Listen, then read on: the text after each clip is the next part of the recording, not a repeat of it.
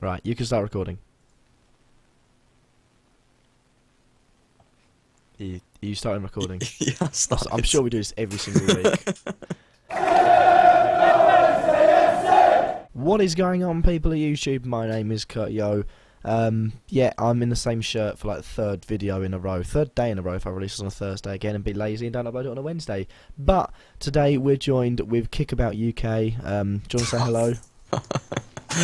Wow. Sorry.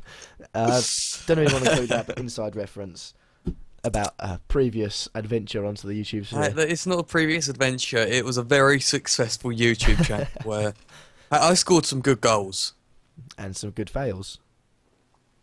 Yeah, I did have some fantastic fails on there as well.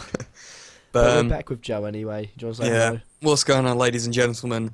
Gingy X here, again, for another one of Kurt's hour-long podcasts.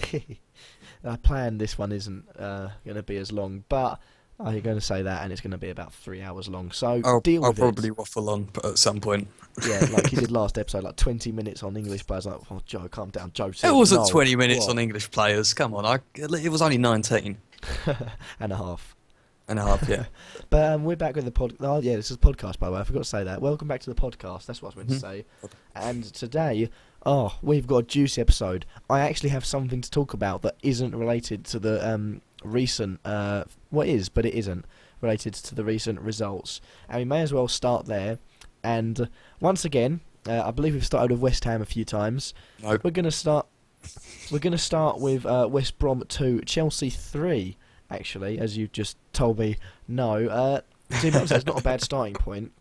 That game was probably the most up and down game because the first 10 minutes, people thinking, why didn't I get Courtois on my team? He saved a penalty, and then John Terry gets sent off. They concede 2 goals. They almost lose or draw to a Tony Pulis West Brom side that lacks pace. Pedro had a dream debut. People had games to forget. Hazard again was quiet even though he got the assist. And John Terry looks worryingly slight. There's a lot to talk about. Still no Eva Carniero. Where do you want to start? I want to start with Eva Carniero, but that's for a different reason. Wrong video. John Terry's pace. Let's start there. Ooh, good choice. Yeah, I thought so. Let's just face it, he's not got the pace anymore. He's too slow for the Premier League, and it's something that's going to affect them throughout the whole year if they keep on playing him. You've got to have pace if you're at the back in the Premier League, and that's something that John Terry does not possess anymore. He hasn't done for a good 2-3 years, but now it's starting to really show as he's starting to get older. He's still got that leadership quality at the back though, so he's not exactly a bad player to have in your squad. He's a good backroom player, but Mourinho, you need to bring in a younger, faster player. As we record this, I literally looked at BBC Sport, and John Stones has handed in his transfer request, so that's not going to help rumours. But well, that's because West Ham gone in for him with a £2 million offer. £2 million offer. Yeah, I'm sure. Yeah. But Terry's slow. It opens up the question, what will Chelsea do for the next game? And, they've got Palace at home next. And the point that was raised in Monday Night Football, what will they do? Because they've got options. They can, even though they've got barely any defenders, you can stick Baba left back, you've got Aspilicueta right back, you move Ivanovic into the centre, maybe with Cahill, or you play Zuma there instead, because of course Cahill was dropped for the game against West Brom. He ended up playing a decent amount of the game anyway, even though John Terry's red card, I just want to say, I don't think it was a red card. I think it was a foul, but it wasn't a red card for me. I have heard that. I haven't actually seen the tackle, but I did see a little sort of snippet on Twitter, and it didn't really look like a red card to me It wasn't. Watching the replays over, it is a foul, but it's not a red card. It's not. He's gone there deliberately. It's just it's collision. He has made contact. He is getting beaten, so it is a foul. But I don't think it's a red card because there was no. Even though it is last man, I think Courtois would have got there. It looks like a harsh one as well. It is a harsh one, and I do feel sorry for John Terry, but he probably did it just to bang Pedro's wife. Anyway, let's get moving on from that. But You also got the fact that you've got Zuma, you've got Cahill, possibly John Stones coming in, and the fact of Terry's future. Where will he go? Will that mean that maybe he'll move on in January to the MLS? Will that mean that he'll maybe hang up his boots at the end of this season? He'll maybe stay along for a few years to try and get the best football out and maybe help John Stones if he joins. It's just a lot of decision-making time for John Terry and Chelsea as a club in general. Yeah, he won't hang up his boots. He's a big name in that dressing room, I can imagine, and I'm sure that he's got a few more Spanish wives on his list that he wants to come into the club next year. But he's waiting for John Stones. Got a young one coming in. Yeah. Favourite. Moving on. Now we are going to talk about the I'm going to be very kind here and say abomination that was West Ham's defence versus Bournemouth. Now, credit to Bournemouth. I mean, they have gone away. They did get the first goal against West Ham. They actually got their first 4 goals in the Premier League against West Ham, which is quite embarrassing. Callum Wilson got his first hat-trick ever. Just want to point that out as well.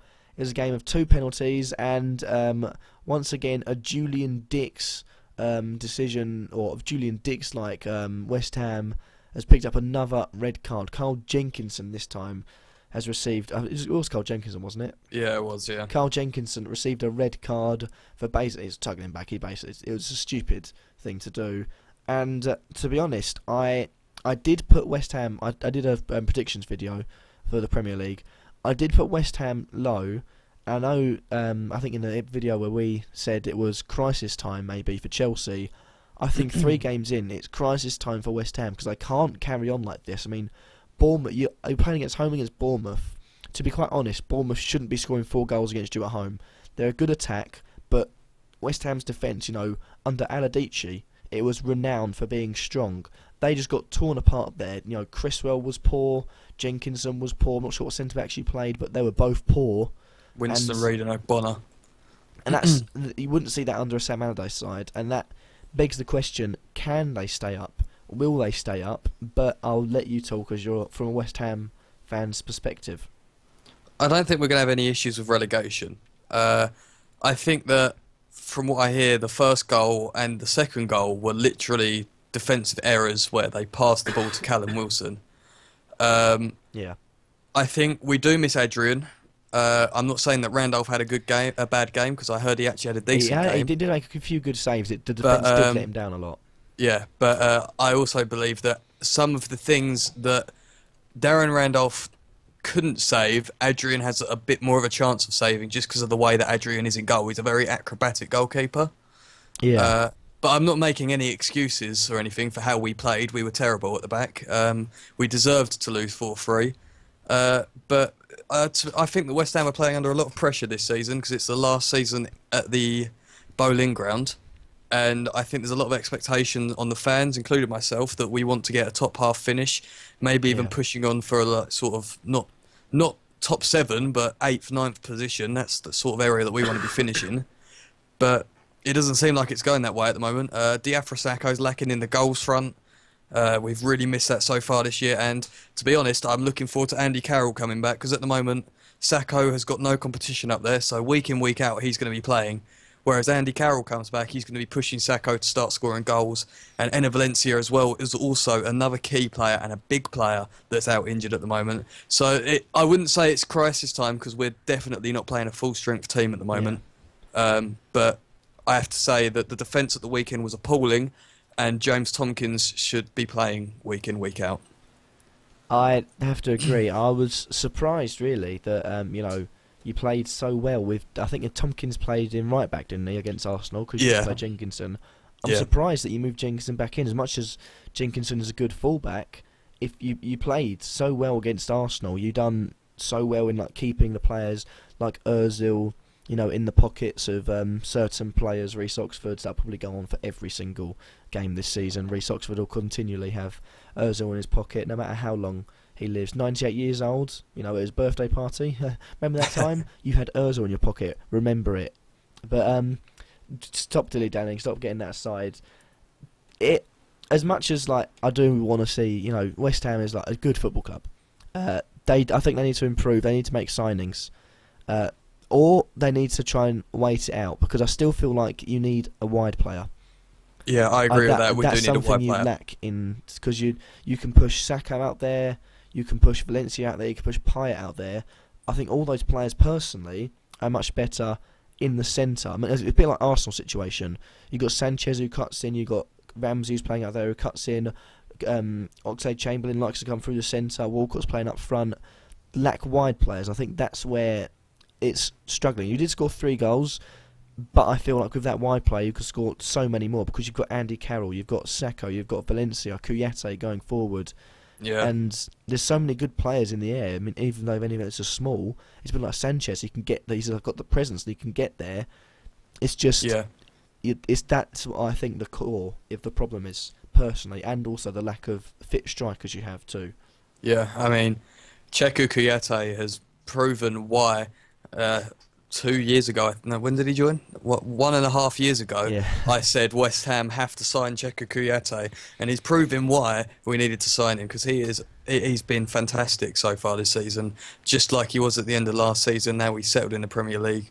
He's getting on the goal sheet, basically, the score sheet even, bi-weekly at the moment, by the looks of it. But yeah, I mean, I just hope for Slaven Bilic's sake that we can start to do better.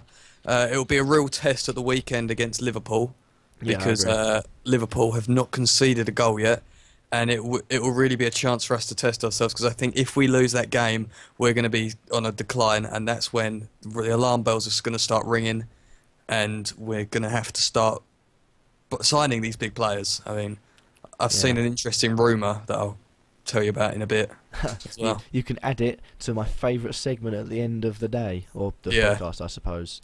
Another thing to mention is that kill threat West Ham striker bailed. I don't know anything about the situation, so I'd mention it because we're on West Ham. Do you know anything about it? Yeah. What happened? Basically, back a few weeks ago, Diafra Sakho was not arrested. He was what is it? Charged? Not charged, because that's when you get. Basically, he had a speaking to from the police because apparently he had assaulted his pregnant girlfriend. Ooh. And then he had a talking to and everything, and then they stopped and they said, look, we'll talk again back in August. So today it's come out that apparently he is being he's going to have a court hearing about I've forgotten what it was. Threatening to kill. That's it. Jesus Christ, get my words mixed up. But threatening to kill. And from what I read, Diafra Sakho is heavily rejecting these claims. As you would. Yeah, as you would. But I can't say whether or not it's true or not. But I don't think he'll get arrested, because I don't really think there's much evidence on the fact that he said it. It's quite a tough thing to talk about, really, because you can't really say, well, yeah, he obviously said it, so he's going to get arrested. But I don't think they'll have the evidence to actually arrest him. He might get charged, but I don't really think it. I don't think he did it personally. Yeah. Again, he is one of my favourite players, but I think it could be a jealousy thing for all we know. So yeah, let's leave it at that, because otherwise I could go on for hours talking about Diafra Sakho. Oh, yeah. And then I have them on my wall and on my bathroom ceiling and everything. Anyway, moving on. One thing I do want to talk about is probably that. Well, I don't like. I don't like celebrating games that end 0-0, but never have I celebrated Arsenal 0, Liverpool 0 with such force, having Cech and Joe Gomez in my team, and also Koscielny, that I found out later didn't actually play. But having watched the game back, I did record Monday Night Football because I loved the analysis of Jamie Carragher and I was about to say Harry Redknapp and Gary Neville. But I think it showed just how much Cech haters are wrong, because they're saying at the start of the season Czech's going to save you 10 to 12 points, or he's just saved Arsenal 2 points there, because there was 3 or 4 saves in that game where it should have gone in. And Benteke, he should have put that in anyway, but credit to Cech, he made a few decent saves. Coutinho, he tipped one onto the post that would have gone rebounding in, and it's just sent a message out that Cech is here. Yeah, he's here to be heard, and also highlighted the fact of how poor Benteke I think is, and needs help. And again, I'm going to talk about the wide men, because Liverpool, when they played that game, they stuck Coutinho one side and Firmino the other, and I think they switched around in each, whenever they could. And they aren't wide men, and I think Benteke works well when you've got players down wide. He's basically, like you had to do with Andy Carroll. You're not going to play Andy Carroll to the feet all the time. If you've got a player like Andy Carroll and the presence he has, especially against Callum Chambers and Gabriel, who they played in centre back. If you had that wide men just to go around, cross it in, Benteke's going to dominate them. He's that sort of presence, and I wouldn't say it's worrying for Liverpool. They are still unbeaten in the league, but I feel like it's something maybe to look at. Maybe bring Ings in up there to play with him. Sturridge, when he's fit, where will he fit into this? Where will Benteke go? There's a lot of questions that need to be answered for both sides in Arsenal. Both need wingers, and I think that's why it ended 0-0, because of the lack of wingers for me. I mean, that's one thing that I feel Liverpool really, well, not Liverpool, Brendan Rodgers is really naive about. When he had the SAS, i.e. Suarez and Sturridge, that is two players up front, although one did push out wide.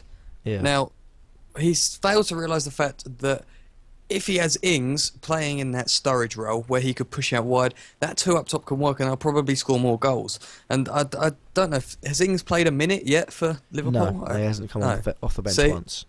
But that's something that, they've made their big signing of Christian Benteke, who undoubtedly is a fantastic player, but you need to give him the right sort of service.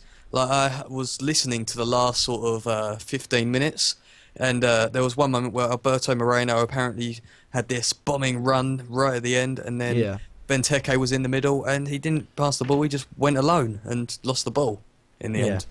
But it's just something you need to take advantage of, the fact that Benteke is this big, strong beast as such up front, and it's something they haven't taken advantage of yet. I mean, Benteke could be a 15-plus goal a season man if you give him the right service. Well, that's what I feel like they're missing out on, because that's what he received under Tim Sherwood. Although they may be in Aston Villa didn't have the wide players, the thing that they did well at Aston Villa, they supplied Benteke. That although it was very, route one, I suppose you could say, very direct and very, risky being relying on one player. That's what they probably will do in the end with Rudiger Stead coming into Aston Villa. But Tim Sherwood made sure his game plan was predominantly, we've got this big beast up front who's going to dominate most centre-backs, bar a few. Give the ball to him, get it into the air, make sure the defender-backs are troubled. And I think it's one thing Liverpool could use is back in the days of Alan Shearer. I liken him to him because when Alan Shearer played for Newcastle, he was great in the air, great with his feet. I feel like Benteke is good with his feet, but he's much better in the air. And when Shearer played for Newcastle, I know one thing, even though I wasn't alive at the time or watching football generally for most of it, when Shearer played, it made other defenders, wearier. But if Shearer was not playing, it would mean that Newcastle's defence was weaker, and linking them together is hard to do. But if you get utilised Benteke, he goes on a scoring streak, scores 1 or 2 goals each game. He ends up after game week 10 on like maybe 10 goals. Let's say, defenders are going to be wary of him. So when he plays, Liverpool's defence are going to be better. If he doesn't play, then the defence will know, we haven't got to face Benteke. They can push up, and then they can trouble Liverpool. And I think that's where Liverpool could get caught out. Maybe with Sturridge playing, they'll move Benteke off. They need to utilise his beastness, because Newcastle did it with Shearer so much, and it benefited them greatly. They did so well with Shearer, and when they lost him, well, look what they ended up with John Carver. Do you want John Carver, Liverpool fans? Do you want John Carver? No, you don't. He is the best coach in the world, though. Yeah, I have to admit, he did get 1 win. That's more than most people. It's more than Pep Guardiola and Messi combined in the Premier League. So, true. Not going to say anything. Actually, I was about to say and Bentner, but that's awkward. And Nuhiu, so that's a statement. And Nuhiu. But do you have any comments on that, first of all? Not particularly. I mean, I do agree with most of what you just said, to be honest. Yes, get in there. It's the only thing is, it's like, although Route 1 isn't an attractive style of football, it is a way to win games, and that's just something that some teams have to realise. And I think that Rudiger Stead is a very good signing for Villa. Yeah. He may not be on the same level as Benteke, but he does the same job, and that is the most important thing. Well, I think 7 more headed goals than any other player in English football, or even the world possibly, is quite a statement. Yeah. I have to admit, that is true. I've just seen West Ham's disallowed goal. Disallowed goal? Yeah, where Winston Reid pushed the player. What was he thinking? Oh dear, you've seen it. Yeah. But we may as well go over the other results from the league. So, of course, you know, West Ham 3, Bournemouth 4. Sunderland 1, Swansea 1, which was quite a shock for me how well Sunderland managed to get rid of Swansea and attack well. I will talk about that for a second. I did watch that match today, and I was surprised at how much change there was from game week 2 to game week 3. Makes me think, have the crisis talks worked that Dig Advocat put into place after game week 2? Because a Swansea side that are in form with players like Gomes, Montero and Ayew, Montero definitely just week in, week out finding a new right back. And I did joke about the fact, you've got Phil Bardsley, John O'Shea, Wes Brown, not a very pacey defence. 1 goal conceded, and getting a draw against Swansea, it could have been all 3 points. And that's the part where you think, is that permanent change? I think we have to wait until next week. Who have Sunderland got? Sunderland next week have quite a tough looking game away against Aston Villa. So whether if they do it again that game week, I think maybe change has been set. Maybe they won't have to sack their manager at the start of the season. But the good thing is that they're improving. Yeah, I agree with that, and I'm glad that Dick Advocate, tuned into the podcast and listened to me tell him play John O'Shea. Yes. And John O'Shea was quite solid. Very disappointed with West Ham. I'm just watching it now. But I thought that Sunderland were a lot better this week. They deserved the point that they won. They stopped Jefferson Montero, although he was very good again. Yeah, I heard. He was very good. But John O'Shea, I'm glad that Dick Advocate listened to me. Those crisis talks may or may not have worked. They've got a good striker in Jermaine Defoe. That's what everyone seems to forget. He's a natural goal scorer. Yeah. So, I don't think it's all game over, doom and gloom for Sunderland just yet. But let's just not let them count their chickens too early. Yeah, that's all we'll say on it before we move on.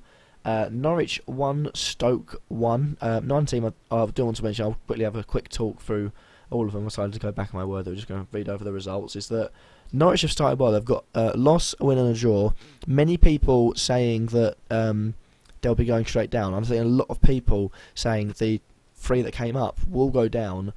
And I feel like with Norwich, I think they're definitely wrong. I think Norwich are here to stay, at least for this season.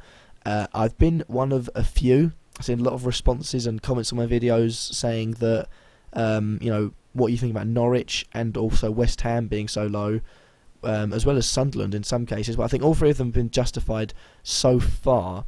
I can't speak, it's only 3 games in, but I can't speak, that, they're obviously going to not lose, do unbeatables, not lose for the rest of the season. But they are doing well at the moment, Norwich, and I feel like the next few games are crucial. If they pick up points, could have a good season easily and could easily beat the drop. Yeah, I agree. I think that they've started very well. I must say that I did tip Norwich to go down as well. That I didn't really think that they did the right things, but they've impressed me so far. I'm quite proud of how they've done, and I hope that they stay up, to be honest. I think that there's a few teams in the Premier League that have been knocking around that relegation zone for a while that deserve to go down, and there's some teams in the Championship that deserve to come up. But, that's for a different day, isn't it? I mean... There's a lot of teams down in the Premier League that I think that have been knocking around that relegation zone for a while. Yeah. And it's about time they went down. I mean, I used to think that of Bolton and Fulham, 2 teams that I used to think that were sort of always in that relegation battle but never went down, and now they're stuck in the Championship. So, just put the point. Yeah, making space for Sheffield Wednesday. It's just a long-term objective. Exactly. Champions League favourites, Leicester 1, Tottenham 1. And not much to mention on that, pretty average performance and a typical Tottenham performance, Oh, excellent, we've got a late goal, we've already conceded. Yeah. Another good game, I would say, from Mahrez. Yeah, I think that Leicester has started really well under the Tinkerman Ranieri. I think that I also did tip Leicester to go down this year because I thought that Nigel Pearson was the man to keep them in the Premier League, to be honest. But Ranieri's come in as a good manager to get, and he's proved a point. But I have to agree you know, with you. hopefully I would Leicester also keep tip it up. them. I tipped them to finish 15th, but I did tip, pretty much from maybe 14th for Norwich and 20th Sunderland be, incredibly tight. And I did say they could be one of the teams, if one of my teams that I put in the relegation free didn't get relegated, they would get relegated. So, so far, so good. But we all know what the Premier League's like. You're good to go and lose next 25, 35 games. So Yeah, well, I mean, this is the thing. Like, West Ham go from beating Arsenal 2-0 to losing 4-3 to Bournemouth. That's how extreme the Premier League is. welcome to life of the Premier League. We Yeah. hope you enjoy your stay. Then moving on, Crystal Palace 2, Aston Villa 1. Not much to expect on that. I think that's pretty much a guaranteed performance. I actually got that right on my Super 6 and right on my Predict, which was fine. I think actually I got put one. that, didn't I? Yeah, I think, it's pretty much I think Aston Villa were going to score, but Crystal Palace were going to score more, and I think 2-1 was the correct result. Manchester United 0, Newcastle 0. Defence was solid again. They had a huge scare right at the last minutes of the game when Mitrovic, was it Mitrovic? I think Mitrovic might have just rolled it past the post. But again, poor in the attack. United, very poor in the attack, and they're failing to produce any sort of good performance for me, and that's worrying for Louis van Gaal. Yeah, I mean, I think that I did sort of tip Rooney to get 20 goals this season, but he's not looked like he's going to bloody score at the moment. I bet you should listen to me. I Don't think put they Rooney in need your team, but no, they you need a have Rooney in striker. the Fantasy Premier League team, and look where it got you. They do need a striker. They I do think. need a striker, yeah. I don't care who, Chicharito and but- Rooney aren't good enough. Thomas Müller for 60 million and £1 million a week. I don't think they need someone with pace because they're not using the pace to get forward. So they need a striker who's going to run in behind. That's all I think to that. Callum Wilson. Sorted. £10 million. Got yourself a decent striker. Yeah. But we'll start off Watford 0, Southampton 0. Quick stab at Watford, I noticed. They're one of only 6 teams to still be unbeaten. There's Watford in 12th with 3 points. They've drawn all 3 games and a perfect goal difference of 0. Then you've got Swansea, who have won 1 and drawn 2, and with a 2-goal difference. Then you've also got the top 4. Man United, Liverpool, Leicester all winning 2 and drawing 1, and City just basically raping everyone. Someone needs to put them down, please. It's just not nice to watch. Talking about City, they won 2-0 against Everton. I unfortunately had Ross Barkley as my captain because I forgot to change my first team, and we've gone over the last 2 results. West Brom 2, Chelsea 3, Arsenal 0 and Liverpool 0. Right, no point talking about rumours, we'll talk about them at the end. Done deals, we'll probably just talk about them at the end, it makes it so much easier. But you have something you want to talk about, and then I have something I want to talk about, but I'll let you go first. So, much like my topic last week, which was English players, well, just a lot about English players, but this week I'm going to talk about if you need to buy the Premier League or if you can rely on homegrown talent. Now, I thought of this because it's actually not anything to do with the Premier League.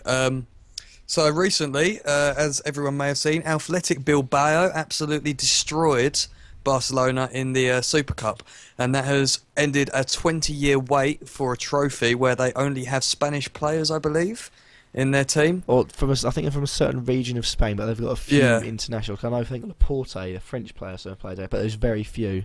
Yeah, it is very few. They mainly rely on homegrown talent, and it's shown. Well, you can win anything with homegrown players, but it's taken 20 years to do that.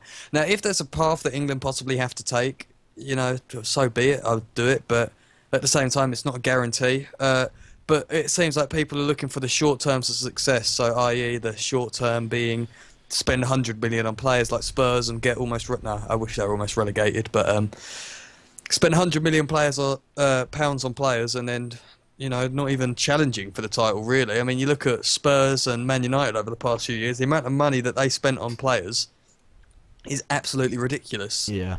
Like, it's outrageous, if anything. I mean, everyone always talks about Manchester City buying the league, but they've spent less money than Manchester United have and Spurs have over the past few years.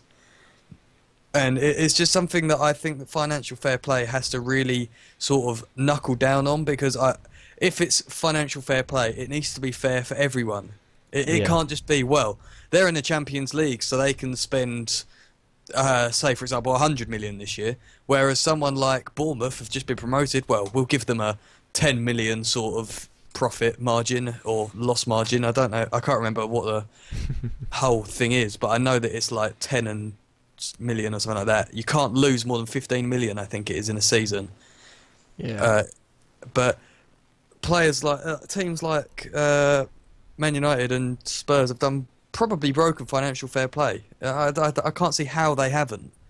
Spending 200, 300 million over the past few years is shocking, considering they haven't Yeah. even won the bloody league in those time. But and then Man City and PSG have broken financial fair play, and it's all they got was like a fine of 70 million, Yeah. which is nothing.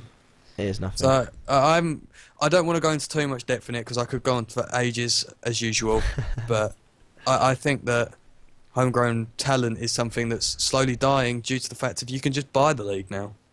That and the fact you see a lot of players.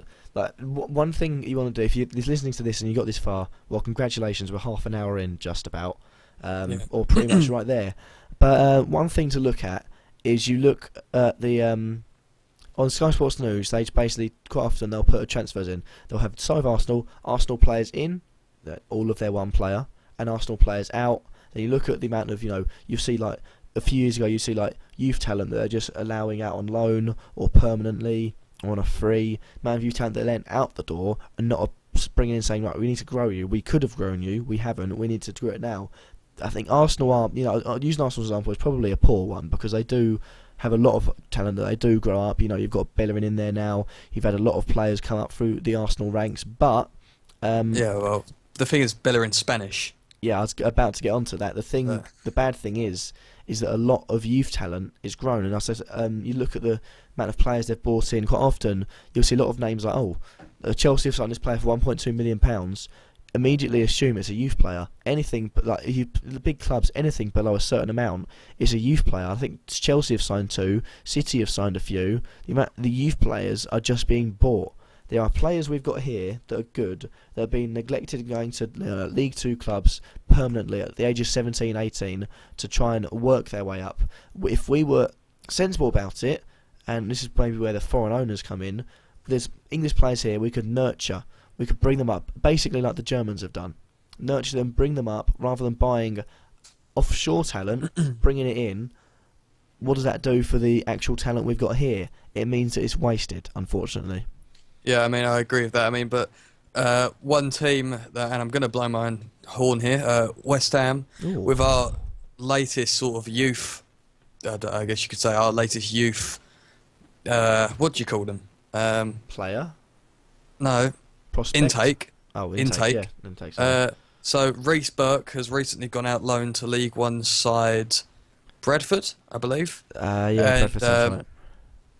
And Reece Burke's got a future at West Ham, so hopefully he'll be decent for us in the future. But it's good to see that last year he broke into the first team towards the end of the season, and I don't know why, because Sam Allardyce doesn't play youth players. He said that from the start. And that we'd lost quite a lot of youth players over the past few years where Sam's been in charge, like Freddie Sears, that's now scoring goals for joy for Ipswich. Yeah.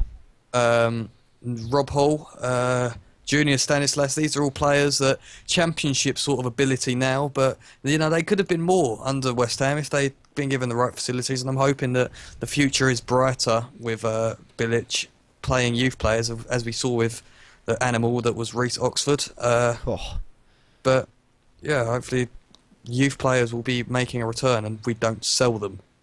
Big thing to look at is a potential future Norwich player who's been, really heavily wanted by Norwich, and that's a former Arsenal striker, Benik Afobe. Oh, Benik Afobe. They let him go, and he is literally went to League One, smashed them in for fun. Went to the Championship, smashed them in for fun. Went to the Premier League. I think with its quality, he's basically. It reminds me of. He's got the pace like Defoe. He's got the finishing like Defoe. He could be a much better Defoe that Arsenal have just let go basically for free. Yeah. I don't see the point in that. That's where I think the eye of Arsene Wenger is going. Like, as you say, he had the eye for a player. And Benik Afobe is one of those players that has always been around, with decent sort of potential, but never really believed in. And someone's put faith in him and he scored goals. And, well, I think Arsenal have lost out. Yeah, definitely. Do you want to move on from that? Yeah. Have you said all you've got to say? Yeah, I said what I was going to say. Right. My topic is something that I picked up on Monday Night Football, which is something that said that, stunned me, considering it's the first thing anyone says. There's been 30 games this season in the Premier League, 6 of which have been home wins. Now that, it doesn't sound like it doesn't sound that alarming, but you look at it, the first thing you say is like, if you want to avoid relegation, if you want to get to maybe top 10, if you want to get into top 7 and get Europe, if you want to get Champions League, if you want to win the league, the first thing anyone says, and the first thing I say, make your home ground a fortress. That isn't happening, because there's been 6 wins. I think, you look at the home games, Arsenal have drawn and lost. I think you look at the fact that Crystal Palace won, they lost against Arsenal. There's no form there. I mean, admittedly, Sunderland, have lost and drawn, which is hardly surprising. But you look at, Manchester United, a dismal 1-0 that, Spurs could have easily taken some chances and taken that game. 0-0 against Newcastle. Old Trafford used to be a fortress. Teams used to go there and you'd have the players in the tunnel and you used to walk out thinking, we'd be lucky to lose 4 or 5-0 here. Nowadays, it's just, you can go there, you can get results. The only exception at the moment, after one game, I have to admit, only for City, is the Etihad. But you go to Stamford Bridge and you think you can get something from there. You go to Liverpool, Anfield, you think you can get something from there. The Emirates is no Highbury. You think you can get something from there. You can easily go there and get points. The same with White Hart Lane. The same with any grounds. And it's worrying because, as much as anyone would say, like, oh, well, you got to do, make home ground a fortress, it looks like it's not as easy as that. And it's not just the way teams play at home, but the way teams set up away from home. The way the counter-attacking football will be set up, basically, is the way I like, and the way I've always liked to play when I'm manager of a team on Football Manager, but I like to think it's real. I like to pretend. And the counter-attacking football, because you'll look at it and you'll think, if you sit back and counter-attack, they'll shove maybe one too many bodies forwards, and they can push forward. And the big other thing is possession football as well. You see Everton doing it a lot. You see City maybe playing the big players and trying to get the possession. You also see Arsenal do it a hell of a lot, which I don't like, when they just pass it around the area. No one makes the run in. I just don't like that. And the more I look at it, the more I think, is making your home ground a fortress that big of a need? The answer is yes, because no one's doing it at the moment. That could change throughout the season, but the first 3 weeks, 6 teams out of 30, or 6 games out of 30 finished in a home win, and that frustrates me, because the need for a home ground as a fortress is, ever so clear. Because if other teams aren't doing it, the other 19 teams in the division aren't doing it, if you make your home ground fortress, you set up strong, you've got 4, big centre backs, you don't let them get past you, you contain, you allow them to play the ball, maybe, but you can tackle well, you can get forward well, you can scare the opposition, then you got a chance in going for whatever your target is, saving yourself from relegation, winning the league, Champions League, top 10, just Europa Cup. Anything is anything's an option, and I can't see why teams aren't capitalising on that. West Brom should have won against Chelsea. They were at home. When they go down to 10 men, that's when you send bodies forward, you get the crowd behind you. That didn't happen. I want to see your thoughts on it though. I do agree that I feel like the home grounds are they're not the same as they used to be. Remember back a few years ago, can you do it on a rainy day in Stoke? Now, yes. Anyone seems to be able to do it on a rainy day in Stoke. Easily. When Pulis was back in charge in Stoke, Stoke were just, if you went to, what's their ground called? Britannia? The Britannia Stadium, you were scared. Chelsea would go there and think, are we going to actually come out with a win here? But, yeah. That's how things are changing, and it's not a good thing to see that. You can't just say, West Ham have lost 2 games at home that they probably should have won, but on paper, that is, they should have won, not actual performance-wise. But yeah, I don't want to say too much on it, because I think that it's something that has gone missing in the Premier League for too long, is home wins. Yeah. I mean, you think of it, Tottenham were quite poor against Leicester, and Leicester probably should have won that game, but finished 1-0, didn't it? So yeah. And I think you look at it and you think, on a rainy day at Stoke, the amount of, a few years ago, how awful, how many teams, lost points at the hands of, grounds like Everton. You mentioned earlier teams that are, that are going around there. The reason I think, teams like Fulham and Bolton went down is because the minute their home form slipped, because Craven Cottage was an awful team, an awful place to play, as small as it was and as, as maybe poor at times as Fulham were, teams would struggle to get points there. See, Man United struggle to get points. The Arsenal struggles to get points. The minute that drops, it seems teams fall down. You've seen it in Bolton, they've fallen. You've seen it in Norwich, they've fallen. Stoke, Wigan. admittedly, Wigan, that was another one. Tough ground to come against, they've fallen. You look this season, you look at the bottom three, somehow Southampton are there, but I think that will improve. But Sunderland and West Brom, I think both of them have the potential to be cauldrons in which, you get full crowd capacity. Admittedly, at Sunderland, that's impossible the way they're playing, unless they improve. Yeah. But you get behind your team, and that seems to be dying out. And that also, I did say maybe it can link to the home teams not playing the way they should do, the away teams playing counter-attacking football. It also has a third, off the pitch thing, which was these grounds were cauldrons because of the fans' interaction. If John Shea gets sent off, before they would have had a full stadium. West Brom would have been right. Come on, right up for this. Fans would get behind you, cheer them on. Players would get the buzz, and they'd go forward, and they'd take that game, and they'd at least get a point from it, and that'd be a good result for West Brom. And now you're seeing stadiums half full. Yeah. And you go 1-0 down in 20 minutes, people are leaving. There's no support for the club.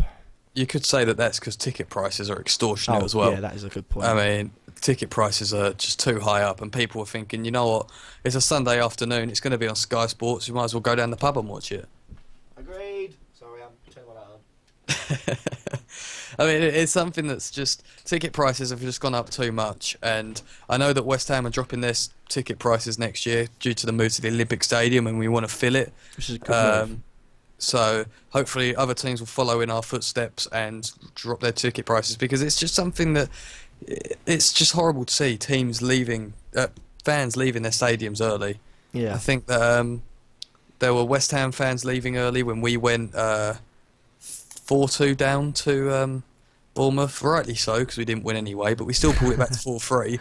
But, if we'd scored that third goal and all those fans had stayed, you don't even know what could have happened. All the players could have got behind, the fans could have got behind the players, and you could have turned it on them. But, yeah, Charlotte, go away. Uh-oh, interference. 1 second. I'm trying to record. We are now having a musical interlude, or an interlude. I'm going to put some funny... I'm actually going to force myself to edit. I'm going to put a picture of a cat on the screen. Right, I'm back. Up, and the cat is now off the screen. Right, well, I may as well take this as our cue to move on to one of my favourite parts of this thing. Well, it has only got 3 parts, so I don't think there's many other favourite parts it can be. But the good old, or it would be a good old at the end of the season, hopefully, rumour has it. Now, I did mention this to you at the start, but we're going to do it anyway, even though I think it's absolutely ludicrous if it happens. And this is where, we talked about money before, perfect link on. Manchester United are willing to spend £240 million to get Neymar. Your thoughts? I think the Sun need to start thinking up some new rumours, to be honest. That is absolutely ridiculous. If a team ever spends 249 million on a player, in the near future that is, it'll probably happen one day, but I will quit football. It's just ridiculous. Yeah, happily, I'll follow you. No one is worth 240 million. No one's worth 100 million, but yet, you still see players going for it. But that's all I've got to say on that. I think it's a load of crap. Yeah, I have to admit that is true. Secondly, is quite an interesting one, and also, you look at it and you think it's still going on. Rumour has it. Edison Cavani to Arsenal. Now, have I heard that one before? I don't think I have. I really don't think I have. But your thoughts on Edison Cavani possibly going to the Premier League to play for Arsenal? No, he's not going to... I'm going to offend some Arsenal fans here, but he's not going to stoop down to that level. Jesus, way to chop it down just easily. I'm not saying that Arsenal are a bad team, but Cavani is currently playing for PSG. Zlatan Ibrahimovic is on his way out, i.e. that means Cavani then becomes the main striker for a team that's probably going to win the league every single year, and has now got Di Maria in it, so they could even be looking at even pushing on to become Champions League contenders. Not to win it, but they might get to the quarterfinals. But yeah, I don't see Cavani leaving PSG anytime soon. I don't see Benzema leaving Real Madrid anytime soon. And Arsenal, I feel like the name Arsenal isn't as scary as it used to be anymore. I have to admit, I agree wholeheartedly. And I've got another one, which is it's about a Football Manager favourite of yours, Everton. And rumour has it, I don't know if you know it, but Shakhtar's Bernard might be making a plunge into the Premier League for Everton. I have heard it, and I think it'd be a stupid move because he's not got the physical ability to play in the Premier League. We've seen it in the past with the likes of Robinho. You need to be, if you're going to be from, it's going to sound quite racist if anything, but if you're from South America, you need to be built like Hulk. Sanchez and Sanchez, Hulk, and Aguero if you're going to succeed. That's what you notice with players from South America that come to the Premier League, is that they're usually quite big built. And if they succeed, that is. Whereas Robinho came in and he was absolutely awful. That Joe came in, he was quite terrible as well. I think that's about it for South. There's not been a lot. Eduardo Vargas didn't really have an impact. Mauro Zarate. That's enough said. Ouch. So, yeah. Shots have been fired. But you do need to be big built, and he's not. He's 5'3" to start with, so he's got a lot against him if he wants to come and succeed in the Premier League. Where's Stilts? Yeah, but Stilts already have bigger leg pace. muscle than Peter Crouch. It does reduce your pace quite a bit, though. Yes, but shh. Another one I'll talk about, go from Premier League to Premier League, or Premier League club to Premier League club. It's not rumoured. It could be happening, it could not be happening. It all depends on the stance of West Brom with Saido Berahino to Spurs. Now, as I don't know if anything happens, of course, anything can happen. He could already be removed by the time we upload the videos. But I know today Spurs put a £22 million bid in. Pretty much immediately, West Brom hit back and said, no, not enough. We're not selling. Your thoughts on Saido Berahino, possibly? I see him leaving. And probably to Spurs, but I think they're going to have to put in like 30 million. Because the overpriced West Brom, English tag coming back. Yeah, because West Brom know that they can get that much for him. That's the thing. So, overpriced and probably not worth it. Could end up flopping. Could be like Harry Kane. But I think Harry Kane does need someone up there with him to succeed, or someone to just take the pressure off him a little bit. But with a price tag of 30 million over Berahino's head, I don't see him succeeding.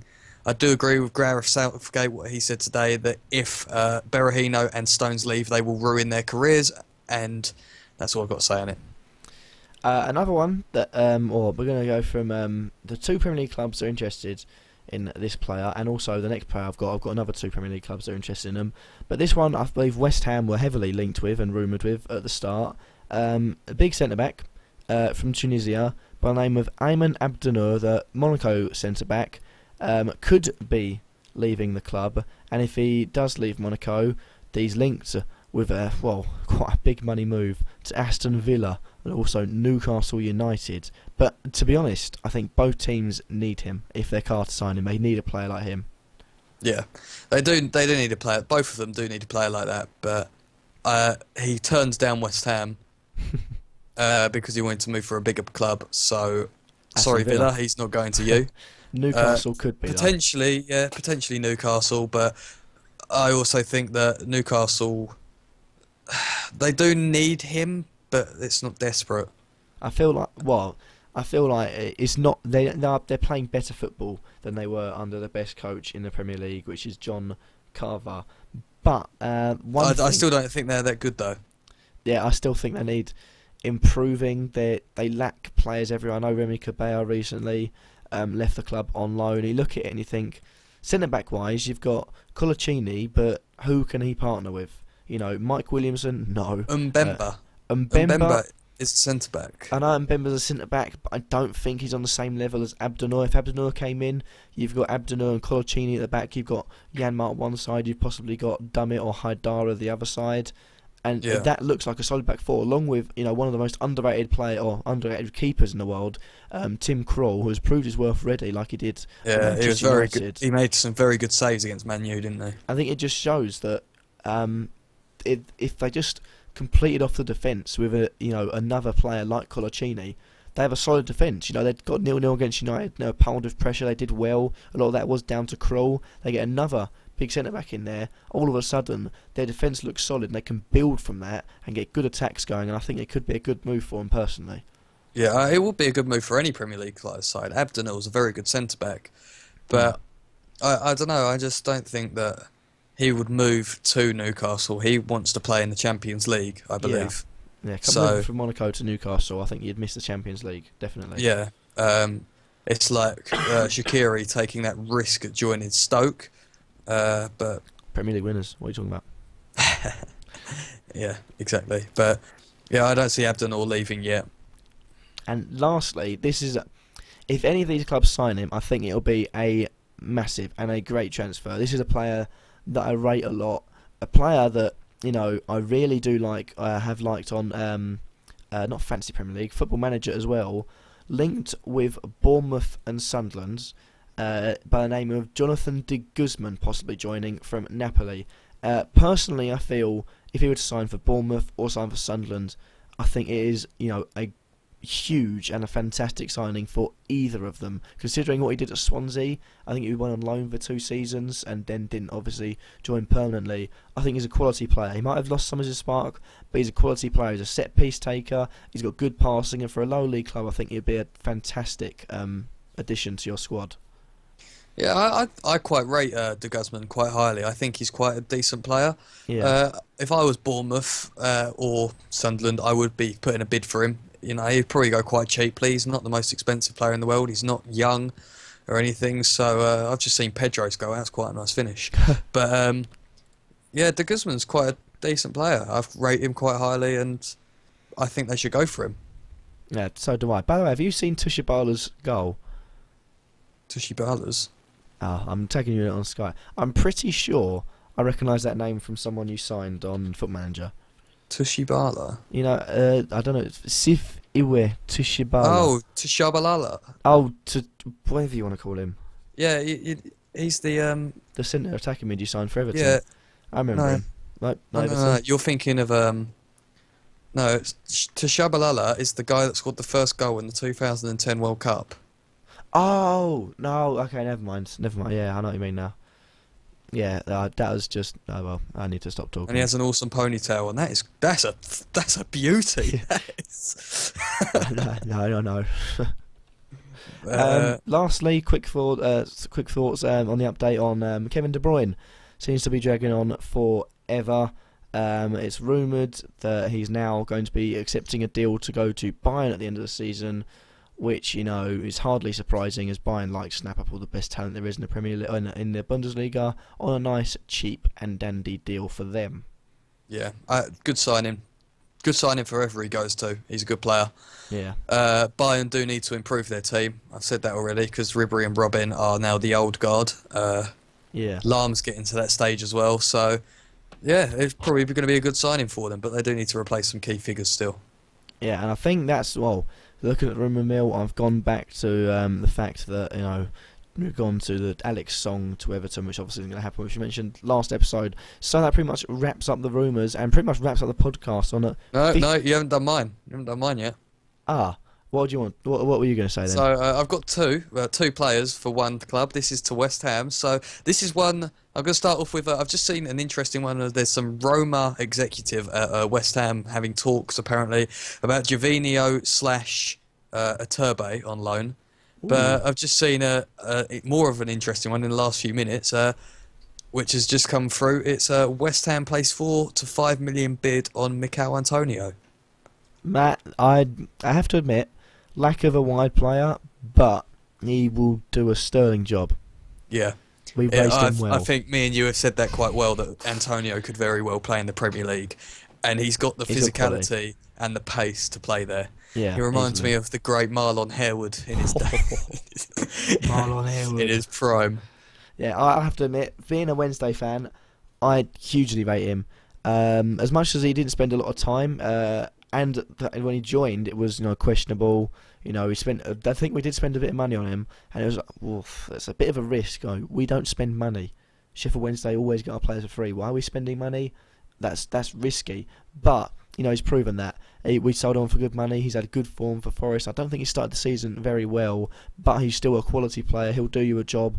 Premier League standard wise, whether he'll hack it, I won't know until he plays. But I have no confidence in him. I feel like if he was to stay with us and we would get promoted to the Premier League in Wednesday this coming season, then easily he would have hacked it in the Premier League. Whether he'll do it, I think he can easily Yeah, hack the Premier League. I think he could. He's got the ability to, but it's just another story is if he will do it or not. Let's put it simply. Yeah, but you've seen players in the past come from the Championship and really struggle. So it's hard to say it, but I hope that we do get a decent winger. Looking at all three of them players, though, the one thing that you'd seem to be looking at is pace. They're all very, very fast. Yeah, I'm not. I don't care about that. I like pace. I Don't like mind a bit of myself pace some in my team. But anyway, is that all? Have you got? Yeah, that's all I've got to say. Oh, excellent. I think if I Messi signed to any West of them, Ham. Messi to Messi West to Ham. West Ham for free. Did not already Yeah. I thought that already happened. Yeah, but we sent him back out on loan to Oh, that Barca for explains. the rest of his career. spent 500 million, just loaned him out for the rest of his career. Just why not? Yeah. Why not? We can have Shirt Messi. sales boost to like Messi West Ham shirts, and then we send him back out on loan to Barca. Could you imagine that, like, all around the world? You have, like, in Tunisia or like China, you've got half the population, so they're wearing Messi shirts, wearing West Ham Messi shirts. Could you imagine that? You're saying this as if it's not going to happen. I fucking hope not. It'd be scary seeing West Ham Messi's. What is going on? Have I missed something? Oh, yeah, I forgot he Play loaned. it a Messi partnership. What about that? Re-sign Carlton Cole, big man, small man. Don't count that out yet. That could still happen. End of the transfer window. If we've not got a striker, Carlton Cole will be hitting us back up. Come go like, yo, you loan strikers. I got yourself just the man. His name's Carlton, second name Cole. Just call me Carlton Cole. It would have been that typical like agent offer from the first day of agent offers in Football Manager. Just like, yeah, we've got you this really interesting player that you might be interested in. Lionel Messi, yeah, he wants to join. I think you should have a look at him. Yeah, I'm playing for Burton Albion in League Two. He's not gonna. I don't think he's gonna want to join me. But let's leave it at that because we're dragging on again. However, we are under an hour. Oh, we? That's good. Let's end now. 57 Bye. minutes. Oh. Well, that was a bit rude.